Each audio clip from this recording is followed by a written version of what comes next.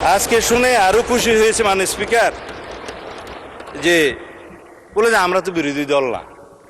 হ্যাঁ, আপনারা বিরোধী দল, আপনারা সরকারি দলে আসার জন্য কসরত করবেন, এটাই হচ্ছে নিয়ম, এটাই পার্লামেন্টের রীতি। তবে আমি জেনে আরো খুশি হয়েছি যে আপনারা শ্যাডো মিনিস্ট্রি করেছেন, ছায়া মন্ত্রিসভা।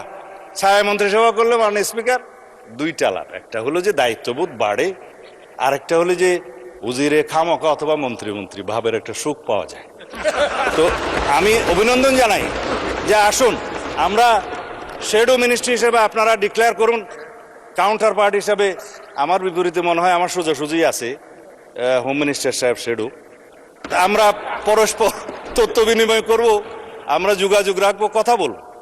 তবে না, আমি আপনাকে হোম মিনিস্টার খেতাব দিছে, সুখী হওয়া দরকার। তো যাই